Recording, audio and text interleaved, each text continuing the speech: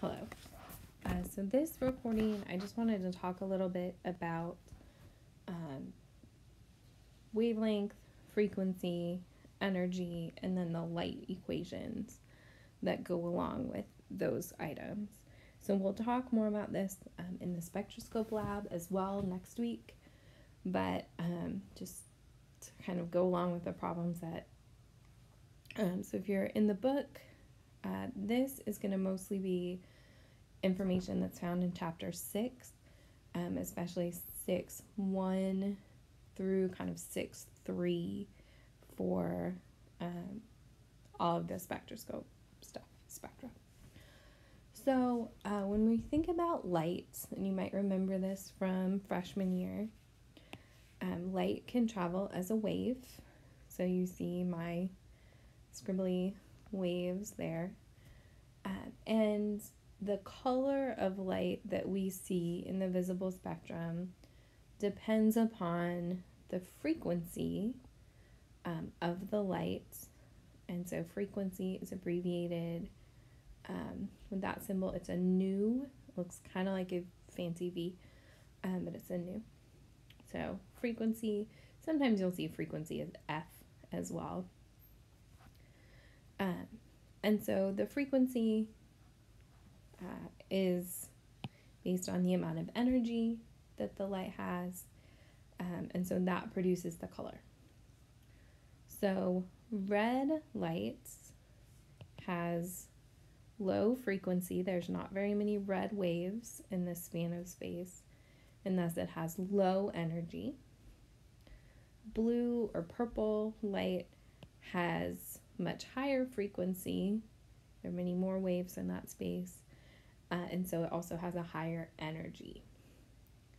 That is going to be important when we start to talk about looking at light spectra, because higher energy colors of light are given off by electrons making higher energy jumps when we're talking about an atom.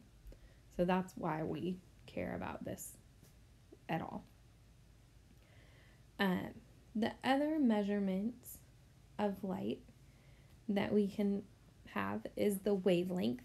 And so wavelength is represented by a lambda. It's kind of an upside down Y, or like a backwards H.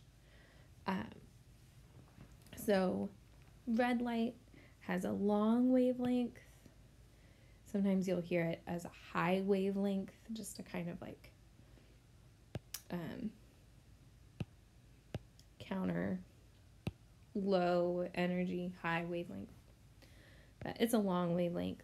Blue light has a short wavelength. So from crest to crest is much shorter.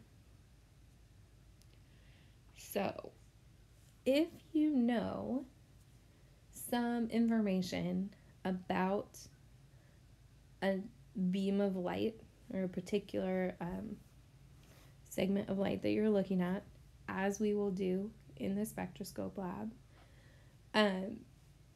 that can allow you to calculate some interesting things about that wave of light. So there's two equations that are going to be particularly important for you to know, and I'll talk a little bit about how they work.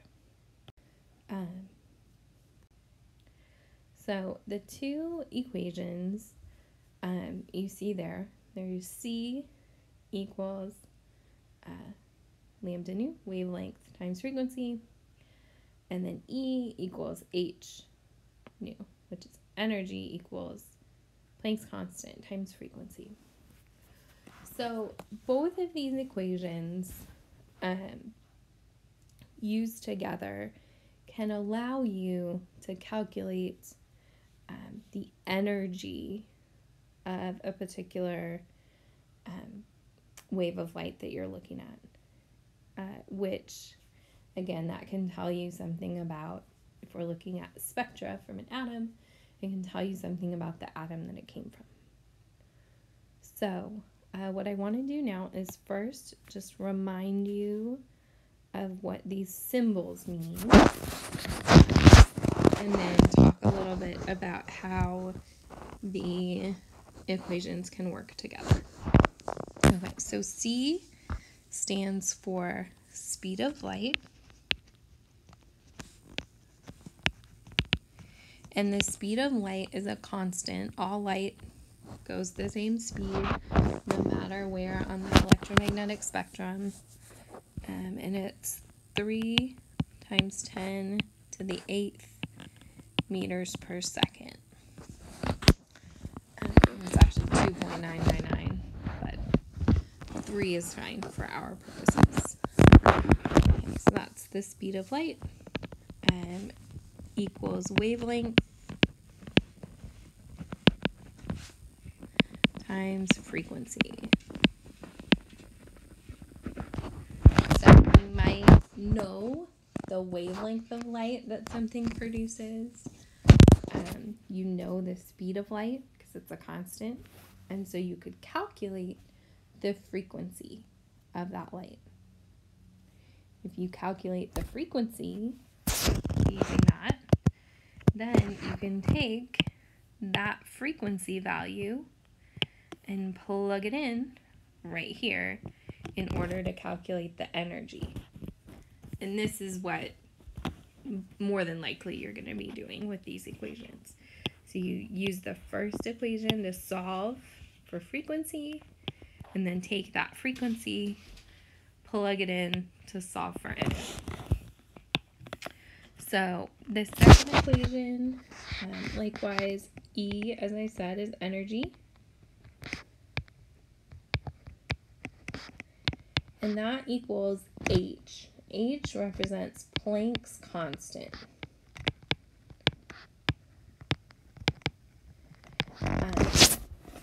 Planck was a gentleman who was studying quantum mechanics, behavior of electrons, things of that nature. And what he found was that energy is what we call quantized.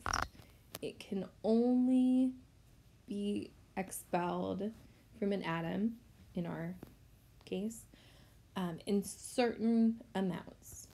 So the book likens it to a set of stairs versus a ramp. So on a ramp, you can change your potential energy incrementally all along the hill of the ramp. Whereas if you're going upstairs, you can only step on the steps and not in between the steps. You would just fall down. So Planck said that the same thing occurs with energy. You can have steps of energy, but you can't have a ramp. So it only comes in these particular quantities. So they're called quanta. And so he has a constant to take that into account. So Planck's constant, the value is 6.626 times 10 to the negative 34th, it's joules seconds. Okay, so energy equals Planck's constant times the frequency. So again, you can take this frequency here, if you solve for that frequency, which is usually what will happen. Typically, you'll know wavelength in our class anyway. And then you plug the frequency in down here, and then you're able to solve for energy. Okay, so hopefully that lets you get started. We'll talk some more about this in terms of looking at spectra when we actually get into the spectroscope lab itself. Thanks.